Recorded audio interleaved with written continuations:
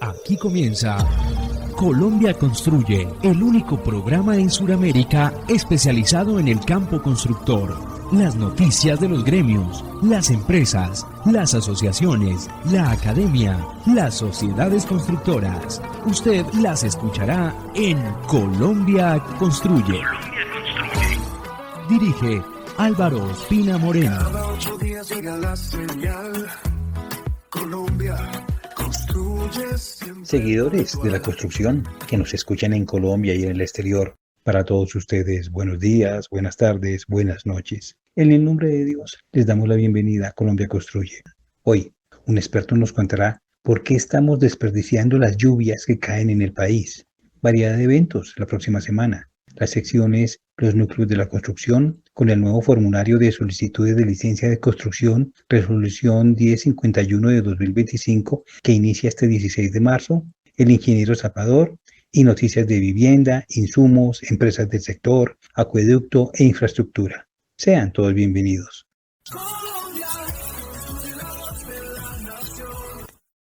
Hola, vengo a hacerles una invitación muy especial. Este año tendremos la reunión del cemento y el concreto Prosemco 26. Vamos a estar en el Centro de Convenciones Cartagena de Indias del 6 al 8 de mayo, en 3 días de conferencias en los que hablaremos de sostenibilidad, innovación y futuro de la construcción. Pueden inscribirse en www.prosem.co. Aquellos que vibramos con el concreto, vamos a estar ahí. Los espero. Asociación Latinoamericana de Tecnología Sinsanca. En FAE Colombia nos comprometemos con el desarrollo sostenible de las comunidades rurales, mediante el desarrollo de sistemas de bombeo para acueductos y sistemas de riego para el desarrollo de la agricultura. Nuestro compromiso: hacer cada día una Colombia más sostenible con calidad de vida para todos. Línea de contacto 300-360-0332.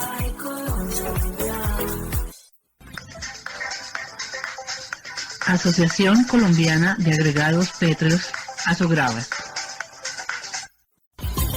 Como hacemos en cada emisión, saludamos a las agremiaciones y empresas constructoras aliadas de nuestro programa. Ellas son la Asociación Colombiana de Túneles y Obras Subterráneas, ACTOS, la Asociación Latinoamericana de Tecnología Sinsanca, la Cámara Colombiana del Cemento y el Concreto, Prosemco, Women in Concrete Alliance, la Sociedad Colombiana de Ingenieros, la Sociedad Colombiana de Facultades de Ingeniería, ACOFI, la Asociación Ferretera Internacional, AFERRI, la Sociedad Colombiana de Arquitectos y su regional Nariño, la Asociación Colombiana de Productores de Agregados Pétreos, ASOGRAVAS, la Cámara Colombiana del Acero, CAMACERO, la Asociación Nacional de Estudiantes de Ingeniería Civil, ANEIC, la Asociación de Profesionales en Conducción de Fluidos, APROCOF, Construdata de Legis, Infoacero y la inmobiliaria Inmovicar.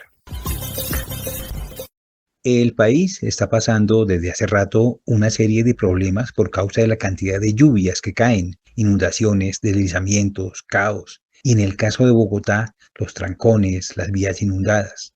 Pero si aprovecháramos esa agua que cae de alguna manera, algunos la recogen para beneficio de ahorro en sus baños, por ejemplo. Pero si el beneficio fuera para toda la ciudad, para responder a este interrogante, invitamos al arquitecto Omar Rincón Rueda, experto en el tema, y dándole la bienvenida le preguntamos: arquitecto, ¿es posible aprovechar el agua de las lluvias y para toda la ciudad? Buenos días, Álvaro, y a todos los oyentes, muchísimas gracias por la invitación para compartir este rato con ustedes. Pues no solo es posible, es lo que ya están haciendo varias ciudades del mundo y con resultados que cambian completamente cómo funciona una ciudad. La pregunta de fondo es si seguimos tratando el agua lluvia como un problema, evacuar lo más rápido posible, o si empezamos a verla como lo que es, un recurso que cae sobre nosotros de manera gratuita, predecible y en cantidades enormes. Bogotá en promedio recibe entre 600 y 800 milímetros de lluvia al año, dependiendo de la zona. Solo en un evento como el del 11 de febrero de este año, que fue el primero fuerte que sucedió, en Usaquén cayó el 68% de la lluvia mensual en 67 minutos. Entonces, esa agua que paralizó la ciudad podría, con infraestructura adecuada, haber sido absorbida, filtrada, almacenada y aprovechada. Entonces, el problema no es el agua, el problema es que construimos la ciudad de espaldas al agua. Copenhague, después de las inundaciones del 2011 que fueron devastadoras, diseñó lo que llaman el Cloudburst Plan, que es una red de parques, calles y espacios públicos diseñados para inundarse de manera controlada cuando hay tormentas, reteniendo el agua y liberándola gradualmente. Singapur, por ejemplo, transformó sus canales de drenaje en corredores naturales con humedales urbanos que recargan acuíferos y además generan espacio público de altísima calidad. China lanzó un programa nacional de ciudades esponja con la meta de que el 70% del agua de lluvia sea absorbida localmente. Entonces, realmente no estamos hablando de tecnología del futuro. Estamos hablando de infraestructura que ya funciona, que ya tiene resultados medidos y que parte de un principio muy simple. En vez de pelear contra el agua, hay que trabajar con ello. Y en una ciudad como Bogotá, donde llueve durante buena parte del año y donde el cambio climático está intensificando los eventos extremos, la pregunta ya no es si podemos aprovechar esa agua. La pregunta que deberíamos hacernos es cuánto tiempo más vamos a seguir perdiéndola y pagando las consecuencias de hacerlo. ¿Los sistemas urbanos de drenaje sostenible se podrían montar en Bogotá y replicar en otras ciudades? Pues Álvaro, absolutamente sí. Y de hecho en Bogotá ya se están implementando algunos proyectos, aunque todavía eso está lejos de lo que la ciudad necesita. Ejemplos muy claros. 2 ejemplos. El Corredor Verde de la Carrera Séptima contempla 398 de estas soluciones de drenaje sostenibles que están integradas en el propio diseño del espacio público. ¿Qué actuaciones son estas? Pues son jardines de lluvia, cunetas verdes, alcorques inundables, pavimentos permeables. Otro que debemos considerar es la Avenida 68, que tiene 140 de estas soluciones y que el IDU la presenta como el proyecto con más sistemas de drenaje sostenible a nivel nacional. Entonces, ¿qué nos dice todo esto? Pues que la capacidad técnica existe, que los profesionales saben hacerlo y que cuando hay voluntad política y presupuesto asignado se hace. Entonces yo lo que detecto es que el problema real es de escala y de obligatoriedad, porque el POT de Bogotá, el 555 de 2021, los artículos 185 y 186, pues obliga a incorporar estos sistemas en nuevos desarrollos urbanísticos, exigiendo que al menos estas actuaciones ayuden a reducir el 25% del caudal pico. Y eso, pues es un gran avance. Pero esa obligación no aplica para las miles de hectáreas de espacio público que ya existen y que se renuevan constantemente. Por ejemplo, andenes, plazoletas, separadores, todo el viario. Y ahí está el gran vacío, porque podemos renovar kilómetros de espacio público sin incorporar ni una sola solución de drenaje sostenible y estaríamos cumpliendo la norma. Entonces, sobre el tema de la replicabilidad, pues en otras ciudades colombianas hay una cosa que no se menciona, pero es que tenemos una gran ventaja, porque aquí en el trópico pues no tenemos estacionalidad, ¿no? Entonces, las ciudades nórdicas, estos sistemas funcionan muy bien, pero funcionan unos meses al año, mientras que aquí funcionaría todo el año porque llueve todo el año. Entonces Cali, Medellín, Barranquilla, cualquier ciudad colombiana con problemas de inundaciones realmente tienen las condiciones climáticas ideales para implementarlo. Medellín, por ejemplo, ya lo hizo con su programa de Parques del Río, transformando quebradas que eran cloacas en corredores verdes con capacidad de drenaje. Pero bueno, también se puede ver en otras zonas, no solamente en Colombia. En Brasil, en Curitiba, se diseñó parques inundables hace 4 décadas. Entonces, no necesitamos esperar a ser de primer mundo para hacerlo. Necesitamos simplemente decidir que ya no podemos seguir sin hacerlo. Arquitecto, usted habla de actualizar el suelo de la ciudad, convertir superficies inertes en infraestructura viva que filtre, retenga e infiltre. ¿Qué beneficios traería? Pues mira, cuando hablo de actualizar el suelo de la ciudad estoy hablando de algo muy concreto, porque Bogotá tiene miles de hectáreas de superficie sellada con materiales impermeables como son el asfalto, el concreto, los adoquines, las baldosas, y entonces cuando llueve sobre esas superficies, pues el agua no tiene a dónde ir excepto hacia el sistema de alcantarillado, que claramente no tiene la capacidad para absorber eventos de alta intensidad. Entonces, ¿cuál es el resultado? Pues lo que vivimos cada temporada de lluvias: inundaciones, colapso vial, emergencias. Entonces, la infraestructura viva de la que hablo son los sistemas que reemplazan o complementan esas superficies inertes con elementos que pueden hacer 3 cosas: filtrar el agua eliminando contaminantes, retenerla temporalmente para liberar el caudal de manera gradual al sistema e infiltrarla hacia el subsuelo recargando los acuíferos. ¿De qué estamos hablando? Pues estamos hablando de jardines de lluvia en los separadores viales, que hoy tienen prácticamente pasto ornamental que no cumple ninguna función ecológica. Hablamos de pavimentos permeables en andenes y zonas de baja carga de tráfico. Hablamos de cubiertas verdes en edificaciones. Hablamos de biorretención en plazas y plazoletas, que hoy son superficies completamente impermeables. Entonces los beneficios de todo esto van mucho más allá de no inundarse. Primero, pues hay una reducción de temperatura urbana mediante la vegetación funcional y la evapotranspiración del agua retenida, porque esto nos ayuda a bajar entre 2 y 4 grados la temperatura del microclima en las zonas urbanas, que esto es muy relevante en una ciudad que está experimentando los efectos de la isla de calor. Segundo, en la calidad del aire, porque la vegetación asociada a estos sistemas actúa como filtro de partículas. Tercero, en biodiversidad urbana, porque se crean corredores ecológicos en medio de la ciudad. Y cuarto, y esto es clave desde la perspectiva económica, pues estos sistemas cuestan entre 3 y 5 veces menos implementarlos que ampliar la capacidad del sistema de alcantarillado convencional. Entonces estamos hablando no solamente de infraestructura ambiental, sino que es una infraestructura financieramente más inteligente. Cuando cambiemos al fenómeno del Niño sin agua, ¿esta lluvia retenida serviría de algo de alguna manera? Pues Álvaro, esta pregunta toca exactamente la paradoja que vive Colombia y muchas ciudades tropicales de manera cada vez más frecuente, porque en la Niña tenemos inundaciones y en el Niño sequía. Entonces la respuesta realmente es un sí, serviría absolutamente, pero si diseñamos los sistemas de manera integrada. Hay dos tipos de aproximación dentro del drenaje sostenible que son especialmente relevantes para esta pregunta. El primero es la recarga de los acuíferos, porque cuando el agua se infiltra al subsuelo a través de las superficies permeables o sistemas de infiltración profunda, pues estamos recargando las reservas de agua subterránea que la ciudad usa durante los periodos secos. Bogotá tiene acuíferos urbanos que históricamente han sido recargados por infiltración natural, pero que se han ido agotando a medida que sellamos más la superficie. Entonces recuperar esa carga es recuperar una esponja natural de agua que funciona en los dos sentidos, absorbe en temporada lluviosa y libera en temporada seca. El segundo elemento son los sistemas de almacenamiento integrado, porque tenemos cisternas de captación de aguas lluvias, humedales artificiales urbanos, lagos de retención diseñados para almacenamiento también. Entonces estos sistemas no son solo para retener el pico del caudal durante la tormenta, sino que pueden diseñarse para mantener reservas de agua que se usen en riego de espacio público, en lavado de vías, en alimentación de los espejos de agua, incluso como fuente complementaria para usos no potables en las edificaciones. Así que lo que estamos describiendo es básicamente lo que hacen los ecosistemas naturales, que es capturar agua cuando sobra y liberarla para que estos puedan liberarla cuando falta. Los humedales de Bogotá, los que quedan, funcionan exactamente así. La ciudad lamentablemente ha destruido la mayoría de ellos. Los sistemas de drenaje sostenible son en esencia una forma de devolverle a la ciudad la lógica de funcionamiento hídrico que tenía cuando era sabana. Y esto no es un romanticismo ecológico, sino que es ingeniería que imita lo que la naturaleza ya sabía hacer mucho mejor que nosotros. Arquitecto Rincón, ¿qué se necesita principalmente para que funcione este sistema? Se necesitan 3 cosas en paralelo y la honestidad obliga a decir que las 3 hacen falta hoy en Bogotá.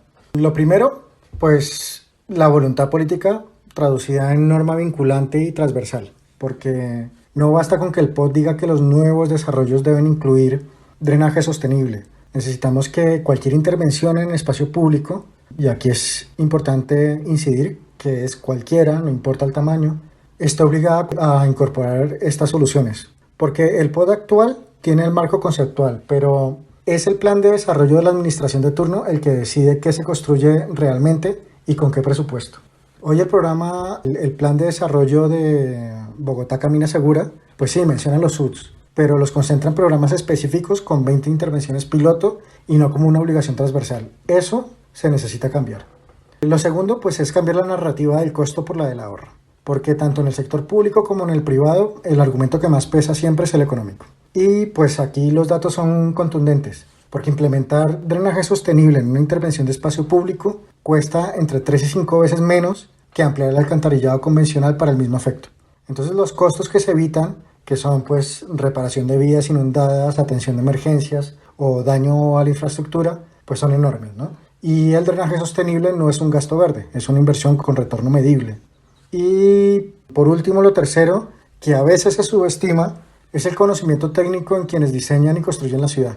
Y aquí sí necesitamos a los arquitectos, ingenieros civiles, urbanistas, pues que salgan de las aulas entendiendo que estas soluciones, que las entiendan no como una opción alternativa, sino como el estándar mínimo. O sea, necesitamos que los pliegos de licitación del IDU las exijan.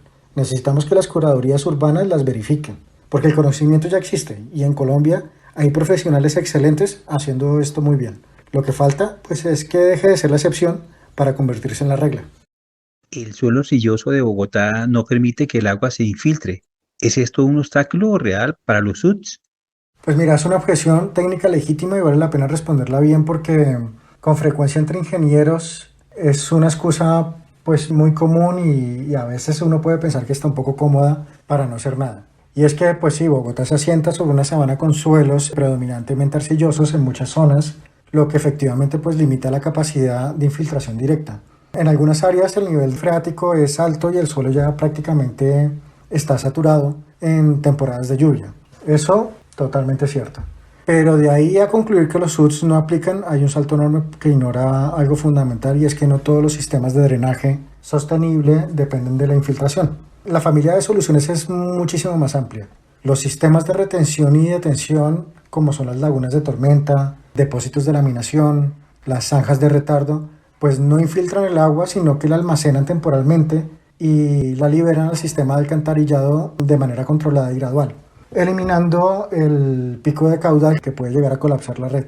Por ejemplo, las cubiertas verdes no tienen nada que ver con el suelo, pero las cubiertas verdes ayudan a retener el agua directamente en la edificación, reduciendo hasta un 60% el agua que puede llegar al alcantarillado durante un evento de lluvia. O por ejemplo, los jardines de lluvia en zonas con buen suelo pues pueden infiltrar. En zonas con suelos arcillosos funcionan como sistemas de biorretención que retienen y evapotranspiran. Entonces el argumento del suelo de Bogotá no es una razón para no implementar SUDS, es una razón para hacer un diagnóstico detallado de cada zona y elegir la tipología correcta. Lo que no es admisible es usar la geología como excusa para seguir construyendo superficies completamente impermeables cuando hay alternativas técnicas probadas para cualquier tipo de suelo. Un desarrollador o un constructor puede decir que estos sistemas le van a costar más. ¿Qué le diría a usted? Pues esta pregunta es supremamente importante, Álvaro, porque le diría que está haciendo mal las cuentas. Hay un error específico que cometen casi todos los que llegan a esta conclusión, y es que evalúan el costo de los SUDS al final del proceso de diseño cuando el proyecto ya está definido. Y pues en ese punto evidentemente sí es más costoso, porque están tratando de meter soluciones de drenaje en una estructura que no fue concebida para recibirlas. Entonces ese era el gran error de origen. Cuando los sistemas de drenaje sostenibles se conciben desde el inicio del diseño, y no como un añadido, sino como parte integral del proyecto, de cómo el proyecto gestiona el agua, pues el panorama económico cambia radicalmente. Números para sustentarte esto, pues el Departamento de Medio Ambiente del Reino Unido, el DEFRA, ha cuantificado que los SUDS pueden ser hasta un 30% más baratos de construir que la infraestructura de drenaje convencional. Y además que los costos anuales de mantenimiento de los sistemas tradicionales del alcantarillado pueden ser hasta un 25% más altos. Un caso concreto en Gales, pues una solución de alcantarillado convencional se presupuestó como en 1,2 millones de libras y la alternativa de SUDS costó 787.000 libras. Y pues estamos hablando de un ahorro directo de más de 30% con mayores beneficios ambientales y sociales. Pero el argumento más poderoso para el desarrollador privado no es solo el costo de construcción, sino que es el riesgo que está asumiendo si no los incorpora, porque un proyecto que se inunda, que genera daño a vecinos, que aparece en redes sociales como ejemplo de mala construcción, pues tiene costos reputacionales y legales que ningún ahorro en la fase de obra pues compensa. Y mientras el cambio climático siga intensificando los efectos de lluvia, construir sin pensar en el agua pues es construir con un pasivo oculto que más temprano que tarde pues le va a cobrar factura. El mensaje es realmente muy simple, y no es que los SUDS sean más caros o más baratos en abstracto, es que cuando se piensa desde el principio del diseño son la decisión financieramente más inteligente. Entonces el desarrollador que los incorpora hoy no está gastando más, sino que está cubriendo un riesgo que sus competidores están dejando expuesto. Arquitecto Omar Rincón, muchísimas gracias por acompañarnos en Colombia Construye. Álvaro, muchísimas gracias por la invitación. Y pues antes de cerrar, si este tema les generó preguntas, inquietudes o simplemente quieren seguir la conversación, los invito a buscarme en LinkedIn como Omar Rincón Rueda. Allí publico regularmente sobre la ciudad real, la que vivimos todos los días, y me encanta el debate con gente de distintas disciplinas porque así se generan muchísimas inteligencias colectivas. Y si alguien está escuchando y quiere ir más allá de la conversación y llevar estas ideas a proyectos concretos, en iurbans.com estamos haciendo exactamente eso, que es urbanismo de abajo hacia arriba, donde la sostenibilidad ambiental, social y económica no es un eslogan, sino el ADN de cada proyecto. Muchísimas gracias por escuchar. En Colombia Construye, novedades. El curso de proyectos de vivienda unifamiliar invita a participar el 17 de marzo en la Universidad Industrial de Santander, sede Socorro, aula 311 a las 10 de la mañana, a la conferencia Neuroarquitectura y Bioconstrucción, con Laura Angarita, Mayores informes en la página www.socorro.wis.edu.co. Camacol, Antioquia, estará celebrando el 19 de marzo en Plaza Mayor de Medellín su Asamblea de Afiliados número 69 y el Foro Económico Sectorial. Informes en la página www.camacolantioquia.org.co/eventos-gremiales.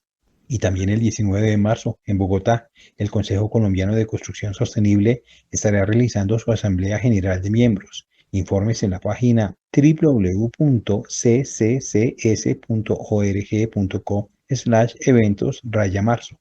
La Sociedad Colombiana de Ingenieros realizará el 20 de marzo de manera híbrida la charla Reforzamiento de cubiertas de bodega para instalaciones de proyectos fotovoltaicos, soluciones estructurales para viabilizar la energía solar en infraestructura industrial. Ingresos sin costo, breve inscripción en la página www.sci.org.co/reforzamiento de cubiertas de bodegas para proyectos fotovoltaicos. Y Prosenco realizará el 20 de marzo el evento presencial Procedimiento de instalación de adoquines, losetas y tabletas en espacio público, jornada de actualización en la especificación IDU 1000, materiales, procesos constructivos, criterios de aceptación. Mayores informes en la página www.procen.co/cenfo/eventos. Amarillo, la alcaldía de Soacha y Argos, le recuerda que hasta el 20 de marzo hay plazo para que personas entre los 7 y los 20 años de todo el país envíen sus propuestas para participar en el torneo del metaverso a la realidad, una iniciativa que invita a diseñar en el entorno digital del videojuego Fortnite, un espacio público que será construido posteriormente en Ciudad Verde, un macroproyecto urbano ubicado en Soacha. Informes para participar en la página www.construmundo.co. Hola, vengo a hacerles una invitación muy especial. Este año tendremos la reunión del cemento y el concreto Procemco 26. Vamos a estar en el Centro de Convenciones Cartagena de Indias del 6 al 8 de mayo, en 3 días de conferencias en los que hablaremos de sostenibilidad, innovación y futuro de la construcción. Pueden inscribirse en www.procem.co. Aquellos que vibramos con el concreto, vamos a estar ahí. Los espero. Continuamos con la sección Ingeniero Zapador y su homenaje a los ingenieros militares.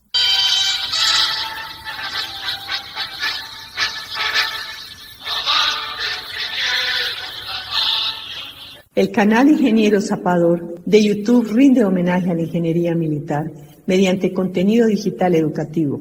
Les ayuda a aprender y a crecer sobre la historia de la ingeniería de Colombia y del mundo, al recuperar, preservar e impulsar la historia y tradiciones. Publicamos, entre otras, las principales obras ejecutadas, los documentos de enseñanza, el personal destacado de la profesión, como sus símbolos y representaciones culturales. Esta semana los invitamos a visitarnos y ver el video Puentes Vehiculares construidos por el Ejército Nacional, segunda parte. No lo olviden, en el canal de YouTube Ingeniero Zapador. Los esperamos. Y seguimos con el ingeniero José Joaquín Álvarez y los núcleos concretos normativos de la construcción.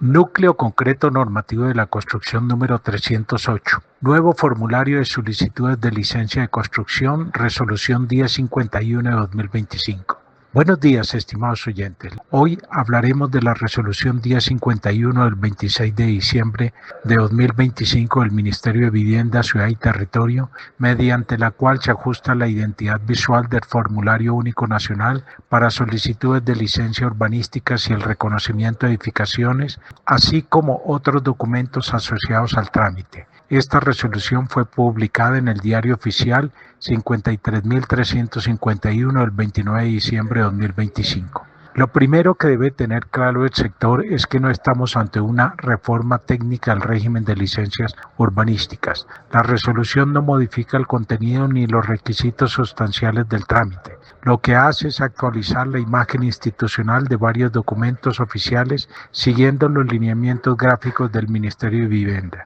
Es decir, se trata de un cambio formal, documental y de presentación oficial, pero con efectos obligatorios en la práctica administrativa. ¿A qué documento les aplica? Al Formulario Único Nacional, al Anexo de Construcción Sostenible, al formato de revisión e información de proyectos y también a la guía para diligenciar el formulario. En consecuencia, curadores urbanos, oficinas de planeación, constructores, arquitectos, ingenieros, urbanizadores, abogados y consultores deben verificar que estén usando la versión actualizada de estos documentos. La resolución también trae un tema importante de implementación. Ordena a municipios, distritos y curadores urbanos publicar y divulgar los nuevos documentos en sus medios oficiales y adicionalmente permite que esos documentos puedan manejarse en canales digitales, plataformas o aplicativos sin autorización previa al Ministerio, siempre que la digitalización respete íntegramente la versión oficial y permita transferir la información al Ministerio para los reportes que exija la norma nacional. Ahora bien, la pregunta es, ¿desde cuándo es obligatorio? Aunque la resolución rige de su publicación, estableció una transición hasta el 15 de marzo de 2026 podrán seguir recibiéndose documentos con la imagen anterior, es decir, con la papelería y elementos distintivos adoptados por la resolución 1026 de 2021, pero desde el día siguiente, en términos prácticos, desde el lunes 16 de marzo de 2026 se vuelven obligatorios el uso de los nuevos formatos ajustados.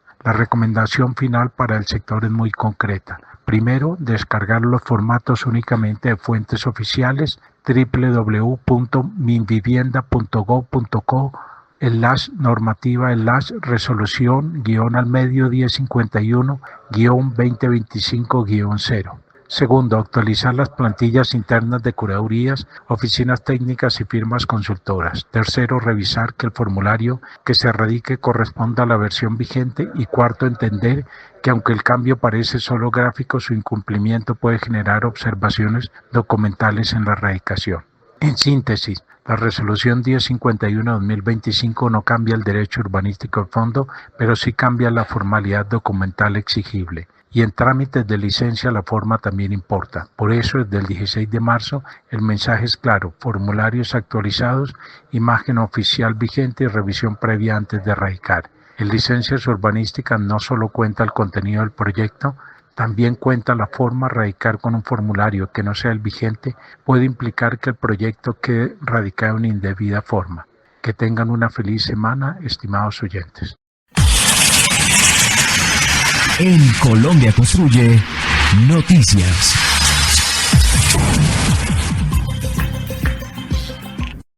En noticias de vivienda, el Ministerio de Vivienda, Ciudad y Territorio entregó con una inversión total de 13.552 millones de pesos, aportados por el Fondo Nacional de Vivienda, 124 viviendas rurales en La Chorrera, Amazonas, a comunidades indígenas Huitoto, Bora, Ocaína y Muinaine. El diseño de las viviendas de 60 metros cuadrados se concertó con la comunidad para preservar costumbres y tradiciones y fueron construidas en madera, con pilotes, paneles estructurales y cubierta termoacústica blanca. Contiene acabados en baldosa en las zonas húmedas y consta de 3 habitaciones, baño, cocina, cuarto de herramientas, sala comedor y tanque para almacenamiento y regulación de agua lluvia. Continuando con la vivienda. Un informe de datos que construyen de Camacol indica que, según cifras de Coordenada Urbana, el mercado de vivienda nueva inició 2026 con una dinámica desfavorable en sus principales indicadores. En enero se registraron 11.161 unidades vendidas, lo que representa una variación anual de menos 14,7% frente al mismo mes en 2025. Los lanzamientos alcanzaron 5.304 unidades, con una contracción anual más pronunciada de 23,1%. El mayor rezago se observa en los inicios de obra. Allí se registró una caída anual de 55,7% que se profundiza en el segmento BIS con una variación de menos 73,1%. En términos de volumen, las iniciaciones alcanzaron 5.198 unidades, un nivel comparable al observado en enero de 2009. Regiones como Santander, Quindío, Huila, Córdoba, Sucre y Cesar no registraron unidades iniciadas. En la mayoría de las regiones se presentan variaciones negativas, todas con caídas iguales o superiores al 20%, y solo Caldas y Bolívar registraron incrementos. Estos resultados, particularmente en las iniciaciones de obra, están asociados a la incertidumbre generada por el proyecto de decreto que busca intervenir los precios de la vivienda BIS publicado por el Ministerio de Vivienda, Ciudad y Territorio. A pesar de que el 19 de febrero se publicó una nueva versión del proyecto de decreto, la redacción actual continúa planteando la eliminación del tope de 150 salarios mínimos sin que exista claridad sobre el tratamiento aplicable a los proyectos de renovación urbana. Asimismo, mantiene la obligación de fijar el precio en pesos desde la separación del inmueble y no define el régimen de transición. En este contexto, y como se advirtió previamente, estas condiciones podrían poner en riesgo al menos el 35% del mercado de vivienda BIS, afectando a 132.000 viviendas y una inversión equivalente a 27 billones de pesos. En este escenario, los resultados observados en enero constituyen un llamado de atención de Camacol sobre la inconveniencia de avanzar en la firma del proyecto de decreto, pues reafirman que en efecto se tendría un impacto negativo en la dinámica del sector. En noticias de insumos, un dato constructivo de Camacol, Bogotá y Cundinamarca indica que la demanda de concreto premezclado de enero de 2025 a enero de 2026 marca una variación en vivienda del menos 5,8% y de 3,1% en obras civiles a nivel nacional, pero en Bogotá la variación de vivienda fue del 5% y de obras civiles del 28,1%, gracias a los proyectos que se realizan en la actualidad en la capital en los dos campos. En noticias de insumos y empresas del sector, Cemex anunció que se encuentra en proceso de desinvertir algunas operaciones en Colombia a través de varias transacciones separadas con distintos compradores por un precio de compra combinado de aproximadamente $555 millones. Como primer paso, Cemex celebró un acuerdo con el grupo Holcim para vender una planta de cemento en Caracolito, un molino de molienda en Santa Rosa y un portafolio de plantas de concreto premezclado, agregados, mortero y aditivos por un precio de compra de $485 millones. Adicionalmente, Cemex se encuentra negociando con otros terceros la venta de los aditivos restantes en la misma área geográfica que no fueron incluidos en la transacción con Holcim, lo que la compañía espera genere aproximadamente $70 millones en ingresos adicionales. Cemex conservará en Colombia 2 plantas de cemento, Maceo y Cúcuta, con una capacidad instalada total de 1,6 millones de toneladas por año, así como un molino de molienda, plantas de concreto premezclado y canteras de agregados. En noticias de agua potable, el gobierno entregó en Lloró, Chocó, 11 sistemas de capacitación de agua lluvias dotados de plantas para la potabilización del líquido proveniente de las precipitaciones, con una inversión de 11.000 millones de pesos. Cada sistema cuenta con paneles solares como fuente de energía para su funcionamiento y tanques de almacenamiento que mantienen la calidad del agua. Y siguiendo con el Chocó, el Ministerio de Vivienda, Ciudad y Territorio anunció la apertura de 2 convocatorias para avanzar en los estudios y diseños del proyecto de optimización y ampliación de los sistemas de acueducto en Novita y Medio Baudó. Este proceso se adelanta con la asistencia técnica de Findeter. Las convocatorias comprenden consultoría para desarrollar diagnósticos, estudios y diseños por un valor de 735.624 millones de pesos y interventoría integral a la consulta con una inversión de 261.704 millones de pesos. Los requisitos para participar están disponibles en el SECOP 2 y en la página web de Findeter. En noticias de infraestructura, el director del Instituto de Desarrollo Urbano, Orlando Molano, anunció que el equipo tapahuecos en Bogotá completó 1.029.759 metros cuadrados de malla vial intervenida en toda la ciudad, como lo indica a continuación. Estamos aquí acompañando al equipo tapahuecos. Son más de 1.200 personas que trabajan. Ya completamos 1.000.000 de metros cuadrados solo del equipo tapahuecos. Esto se suma a los más de 4.700.000 con la unidad de mantenimiento vial, los fondos de desarrollo local. En pocos días ya seremos 2.000 personas que estamos trabajando tapando los huecos en todas las localidades, en todo Bogotá. Vamos a seguir trabajando en vías principales, vías secundarias y también estamos en vías locales. Así que esto va a mejorar sin ninguna duda la movilidad, la seguridad, pero sobre todo la calidad de vida de los bogotanos. Y con estas noticias terminamos por hoy. Los esperamos la próxima semana con las entrevistas, eventos, noticias y secciones del sector constructor. Les deseo que pasen un feliz día, una feliz tarde y una feliz noche. Finaliza Colombia Construye, el único programa en Sudamérica especializado en el campo de la construcción. Estaremos el próximo sábado con todas las noticias del gremio constructor. Colombia Construye. Dirige Álvaro Pina Moreno.